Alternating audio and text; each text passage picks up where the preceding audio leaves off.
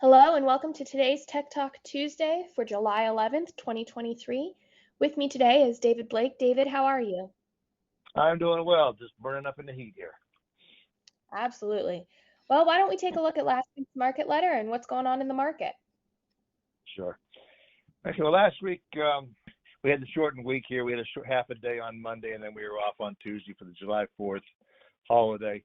And then the market kind of ran out of gas. We've been having a nice summer rally going on, and as the week ended, the market kind of rolled over a little bit. Nothing dramatic, but the Dow was down about 2%. I think the S&P 500 was down about 1.25%. So, we had some Fed officials come out again, just talking about they had more work to do. And the main culprit was on Thursday. We had the ADP Employment Report came out. I think they were looking for something like 190,000 new jobs on the payrolls, and it ended up being like 495,000, which really caught people off guard. Now, one thing to remember about that is the ADP jobs report has some big swings up and down because of some of the things are because of seasonality changes that we're also you have a big hiring thing going on for kids coming home from college for the summer, that type of thing that will show up in June. And there are a lot of part-time jobs, that type of thing that probably showed up in there. That's why you didn't have a bigger drop off. And then on Friday we had the government's employment situation report came out, and it actually showed a drop off in payrolls of about I think it came in about 40 or 50,000 jobs short. But the problem with the government report was that we saw an uptick in wages, which is not what the Fed officials want to see. They say after that came out, of course, with the minutes and all that were there, the committee still sees the labor market tight, and several of them said that they see a mild recession is likely to start later this year. That kind of surprised the market a little bit. But the main thing was a little bit of a bump up in hourly wages, which is the opposite of what the Fed wants to see in here. That's inflationary, and that pretty much the CME Group FedWatch at that point priced in about a 93% probability of a quarter point hike at the July FOMC meeting, which is in I think it's 2 weeks from today. It starts actually, so we expect that. But now, even yesterday, we had two Fed officials, Mary Daly and Loretta Mester, came out saying we saw the Fed has more work to do, and they both said that could include a couple more rate hikes. So the market, Wall Street's still a little bit shaky on that. They don't want to see things getting too far to the point where the Fed actually breaks something. At this point, most analysts are still counting on a soft landing. There's still a big camp that says we're in for a hard landing because you just can't have this yield conversion and all that without having a recession. But we'll have to see about that later on, and we'll gain a big jump on that this weekend with the CPI coming out tomorrow morning, and then the PPI coming out on Thursday, and then of course on Friday we have earnings from the big banks coming out. So anyway, last Friday we ended up with some choppy trading, left the major averages lower for a third day last week, and then of course that also pushed the major averages down for the week. The 10-year Treasury on the job and wage numbers bumped up to 406.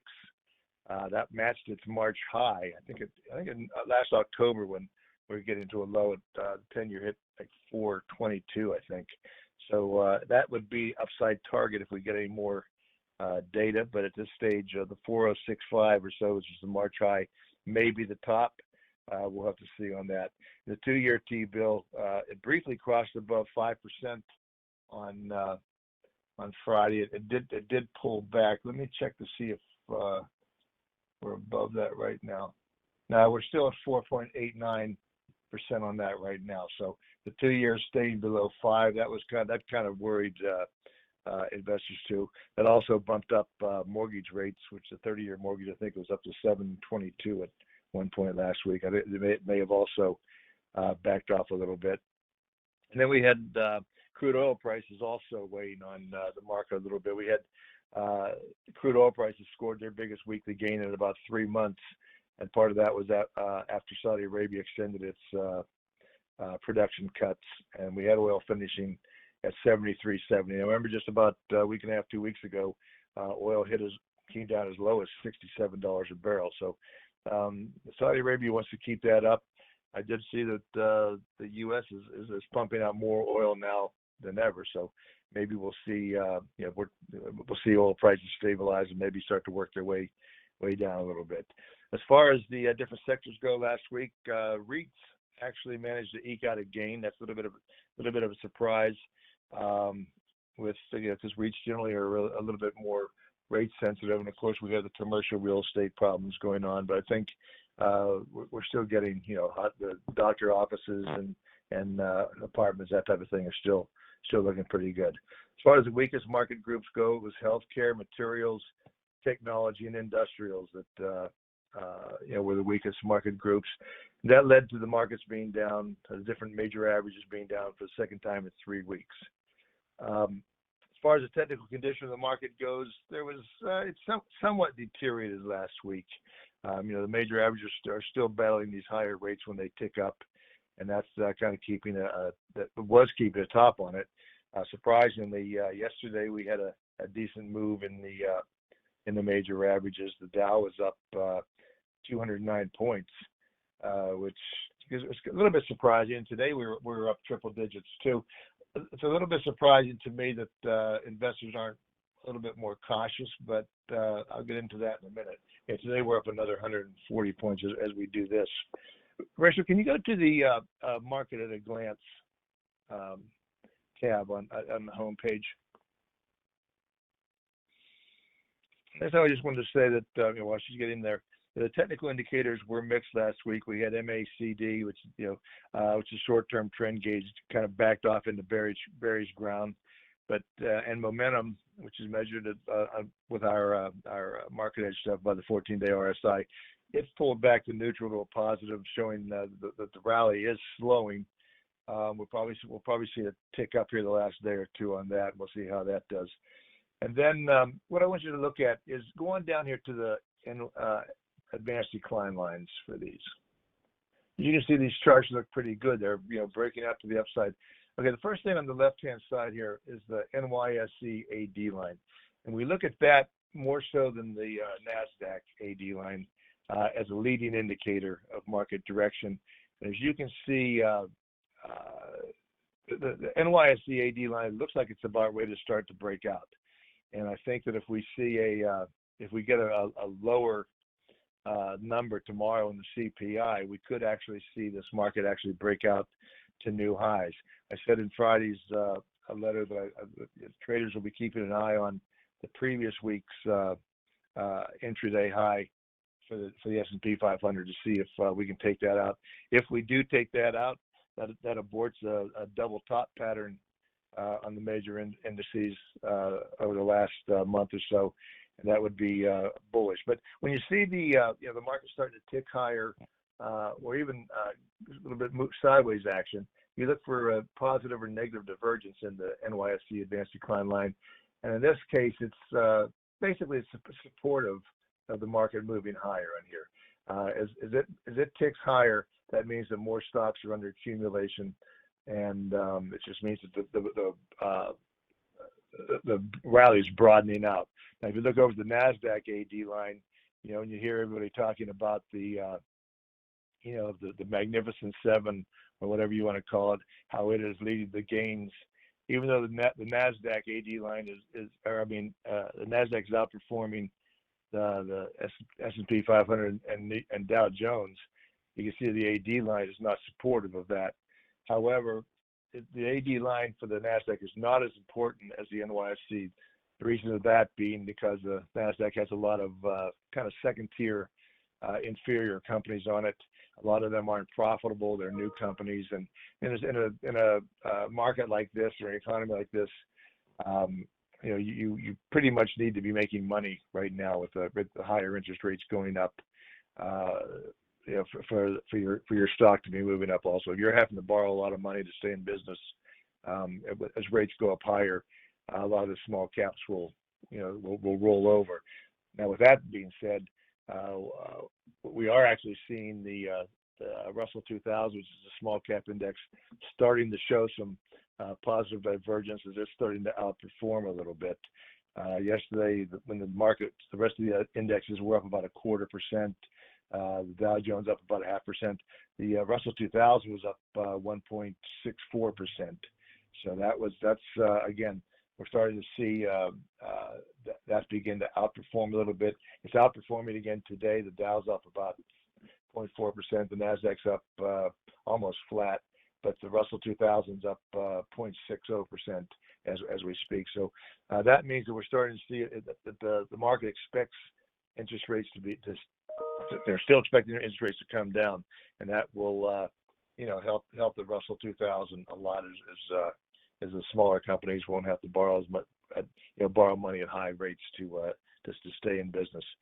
Okay, I did mention that last week some things were starting to bother us. That we saw the S&P 500 dip below 4,400 at the close on Friday. It recovered that quickly, and now we're at 4420 as we speak of this. Now, if we get a tick tomorrow lower and the CPI, the S&P 500 right at this point is only about 30 points below an all-time high, and I think that if we see that happen, get it with a lower print on the CPI, you may see this index take a run at a new high. It's very, very possible, and then we'll have to see how the Fed handles what they're going to say about at the next meeting, what their plan is for the interest rates going forward. But as of right now, I talked about this last night in the daily comment. The June CPI is actually forecast to rise 0.4% month over month, and 3.1% year over year, with the core CPI, which is more what the Fed looks at. That's minus food and energy. They're expecting that to remain steady at 0.4% month over month, which means that they don't expect any change in that. But year over year, they expect to see the core CPI ease to 5.1 from 5.3. If we would come in below that 5.1, or actually crack 3% on the plain CPI, I think you could see a market begin to rally at that stage. Especially if we take out the highs from about 2 weeks ago in the S&P 500. The momentum index, we follow MarketEdge. It's still positive. It's at a +8, which is unchanged from the previous week, despite the market pulling back a little bit. New highs and new lows. The new highs continued up, or 167 to 62 on the NYSE. They're still lower on the Nasdaq. Again, that means we don't quite have the participation on that. But again, as the small caps begin to catch up a little bit, we may see some expansion in the number of new highs on the Nasdaq. That would be a big plus for the market going forward. As far as sentiment goes, you're looking at we're still a little bit. The investors are still a little bit more bullish than I would think they would want to be, with the Fed talking about maybe a couple more interest rates hikes coming up. We saw, as far as overly bullish, we saw signs of that in the fact that the percentage of bearish investment advisors is down to only 18% are bearish on the thing on the market, while we have the percentage of bullish investment advisors up to almost 55%, and that was the highest, I believe, since that was the highest in about a year. So that means they're getting more bullish with more rate hikes on the way than which is maybe a little bit sign that they're getting a little bit exuberant. We also have seen the VIX come down to where it was back, I think, in 2020. That means the traders are a little bit complacent. They don't really think that the Fed's going to keep raising rates too much. And in fact, there's still it's getting smaller. There's still some analysts and traders out there that believe that the Fed may cut rates towards the end of the year. I'm not so sure about that, but that's a long way off right now. But that's just something to possibly look forward to, because that would have the market pop up on going forward. We still have a majority of the industry groups are strong or improving. Out of the 91 we follow, we have 59 that are strong or improving versus 32 that are weak or deteriorating. The strongest industry groups last week were automobile manufacturing, which is a lot of that's due to Tesla, although we've seen a big run up in Ford also here recently. And then the airlines, they're going through the roof. Semiconductors had a good week, and then heavy construction. A lot of that is also been talking in the last couple of days about the strength in the home builders ETF, which is ITB. Yesterday you had some of the different home construction stocks like Pulte Homes and Meritage and Lennar and KB Homes. They were up anywhere from 3 to 5% yesterday, and that's again just the fact that people aren't selling the houses they have. So they have to build new homes, because if you have a 3% mortgage, you don't want to sell your house and take on a 7% mortgage. So that's a little bit of a problem with that. So at this stage, we're kind of I say Wall Street seems to think that we're going to see maybe the numbers come in a little bit light on the CPI. If that happens, I think we can push possibly through the highs of June. That would be bullish for the market, and that would probably mean that we could see the S&P 500 break out the new highs here over the next maybe next week or two. On Friday, we get the money center banks coming out with their earnings. That includes the JP Morgan and Bank of America, Wells Fargo. Delta comes out, I believe, on Friday. We'll see how they are going to come out. Not sure how the banking stocks are going to go. I'm not a big fan of the banks right in here, because there's just too many. Just the spreads are too wide at this point. Usually, when you have rates going up, you'll see the bank earnings go higher. But when they've had and the yields curves are inverted for this long, they're not making the money that you would expect them to make at this stage. So I would be cautious the rest of the day, despite the indexes moving higher. It wouldn't surprise me to see if the Dow's up, say, 150 points going into the last hour, if we see those gains get cut in half, or maybe even work its way all the way back down to the break-even line. That wouldn't surprise me as they kind of wait to see what the CPI and the PPI are going to do over the next couple of days. So at this stage, I would just remain cautious. But if we get that lower CPI and it's closer down, maybe around 3% or lower, I think that we can probably continue to have the summer rally, and maybe then the following in 2 weeks, maybe we'll hear the Fed maybe back off a little bit of their hawkish statements that they've had over the last week or two. That's all I have right now. Great. Well, thank you, David. Did you want to talk about Chart Scout a little bit? Yeah. For those subscribers, if you haven't subscribed to it or added it on to your subscription, of course, we have something called Chart Scout that is on there. It's a different way of looking at the different, different stock lists. It gives you a picture of list of stocks.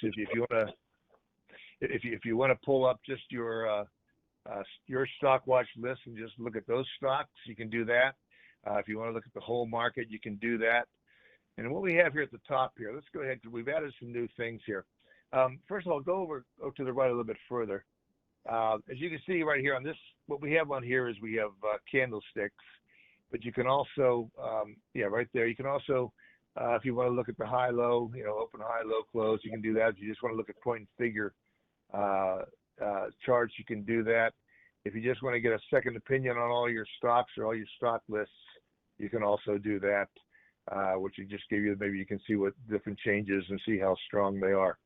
But one of the new tabs that we opened up here is this stock screen. So go ahead and pull that down. Okay, so what we have here you can see right now we have the different things. We have different actions you can take. We have you just want a list of the stocks that had the biggest moves. If you want to have the what stocks have gapped up, which stocks gapped down, which ones are overbought or oversold. If you just want to look at the charts that had point and figure breakouts or bullish breakouts or bearish breakouts, you can take a look at those stocks. And a lot of the times, when you pull up some of our stock screens, you just say, okay, here's a stock that had a triple top breakout. Well, that thing's been going up, just going up crazy.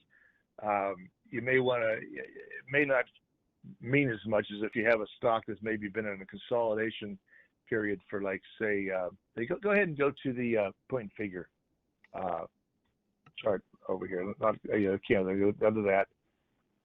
Okay. Now, if you look at something over here like Con America, where you can see where we had looks like a triple top breakout here on the right-hand side, where it's been in a consolidation period for a month or two. That's a pretty good-looking chart for something that's going to break out. Even the first one there, that Bio-Rad Labs, you have what's called a spread triple top breakout over there. That's quite a consolidation period. By that I mean you have a series of X and O's that are grouped pretty close together. When you see a breakout of one of those, it's usually a pretty big deal. Like that, the middle chart there, what is it, Troika Hotels. You can see there, 1, 2, 3, 4, 5. This thing starts to go south again, and trades below those 5 zeros over down there on the right hand side. That probably means that maybe the thing's going out of business or something. But that would be a big sign that you've completely lost. You've lost all your upside potential in that thing, and that's a big breakdown. But some of the other things, if you go up here and take a look at again on the screens to the left, let's go ahead and look at close to resistance, let's say, or nearing resistance. There you go.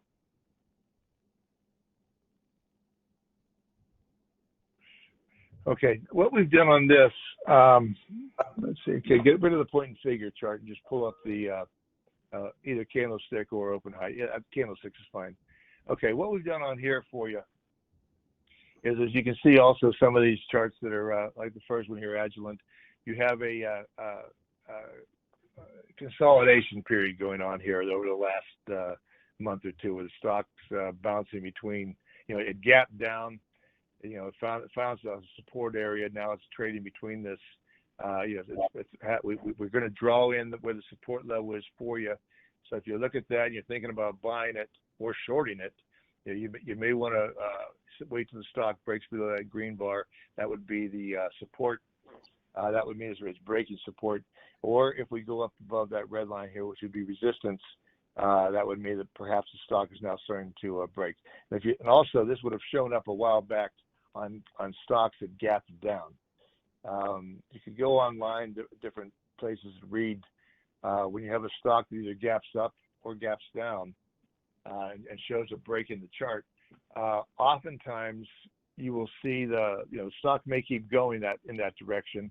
If it does, it's called a breakaway gap, which means that it's breaking away and it's probably going to keep going that direction. Or if it's just a gap, one or the other. A lot of times you'll see that gap get filled. In other words, in this case, this Agilent, if you see it start to take out those highs there in the middle of the right-hand side there, that means the thing is starting to fill the gap from back. I can't see the numbers, but from that gap down. You also have the 50-day moving average coming down here. So, if you have the stock starting to move higher and you cross over the 50-day moving average, that would be a pretty good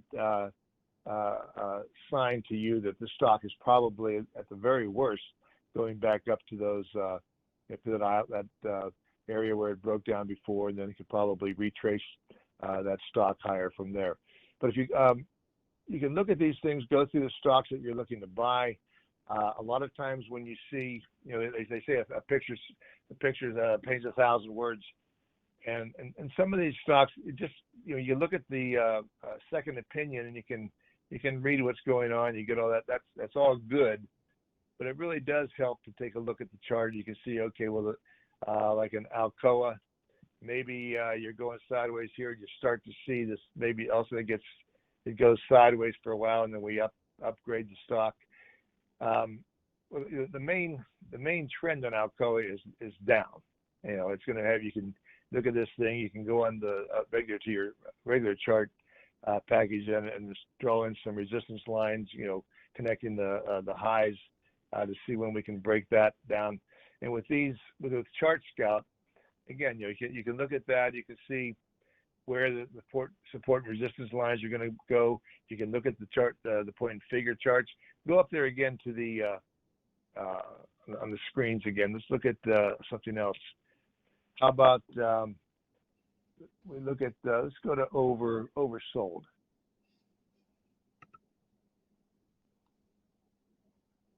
Okay, now these are going to be stocks that are in a little bit of trouble here, as you can see. The 14-day RSI falls down below that 30 level, and when you get a stock like that, unless the thing's going out of business, like this first one here, the first one, especially the first one, maybe even the Anglo Gold, I don't know. You're getting close to you want to see signs that they're still in business. Number one, if you start seeing those sell off with the volume spiking higher, then the thing's probably really in trouble. But that second one is kind of interesting, that FGEN, where you see, I see it, I'm sorry, because it did have that big gap down. So that's they may be filing for bankruptcy or something like that. But if you get some of these that are going down, like let's say the gold stock, it's just been on, just ticking down as gold has been ticking down. You get to the point where you get, we can want to be below 30 on the RSI. You may want to wait, and when you see that thing start to tick above that 30, where it gets to maybe 2 or 3 days above the 30 line, where it's no longer oversold, it may be a chance for you to, just for a short-term trade, perhaps buy into that. Now, you can also see on that gold chart that it's kind of trying to hold support here. It's 200-day moving average. So that's another sign that says, okay, maybe this is as low as it's going to go. It's way oversold. Let's keep an eye on that thing, and perhaps if we can see maybe gold tick higher, you'll see this thing, start to break, work off its oversold condition. So again, what we want you to see on this is that, just by studying the charts and looking at them, it gives you an idea. Besides, second opinion is great. It's going to tell you where the trend's going, whether we're in a trend or where the trend's breaking down, that type of thing. But if you follow it up with the chart over here, it's just going to give you a nice picture of, so you can see in your mind exactly what Wall Street is doing with the thing.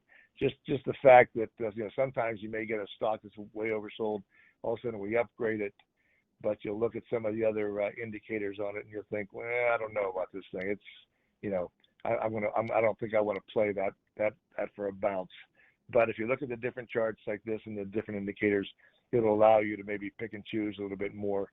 And it's a very useful tool. Back before you had the internet, this is back in the 70s and actually in the 80s when I first started being a broker, we used to get something called the chart books. It would come out on that would be released Friday afternoon. I think people would get them on Saturday morning, and it would basically have all the charts and the volume and relative strength and the insider sales and all that type of thing. And guys would sit by their pool with a drink in the morning and on the weekend and just page through those books and just find the charts that look interesting. They would find a chart that looks like it's going to break out. They can see maybe see a double top forming in the chart. They can see a double bottom forming in the chart. Things that they can actually see with their eyes, and then they would go somewhere and get confirmation that, hey, this chart, that's a bullish pattern. I think this may be something that I can look at here and maybe jump ahead of everybody and make a nice little trade on that. So it's something that's a minimal cost to it, and I think it would be something that you could look for, especially for new ideas. Go to your chart scout and just page through some things, looking for maybe some different patterns that you like to trade off of. I think it'll improve your your P&L paper there and help you make some money. And that's what we're here to do, is just see if we can make some money and not lose it. Okay? Great, thanks so much, David. If anyone would like to try Chart Scout, you can upgrade right there on the right-hand side of your MarketEdge account, and it's free until your next billing date. If anyone has any questions for David or anyone else on the MarketEdge team, feel free to reach out using that Chat Now box in the bottom right-hand corner, or let us know at support@marketedge.com. We'd be happy to help you. Thanks so much. Talk to you later.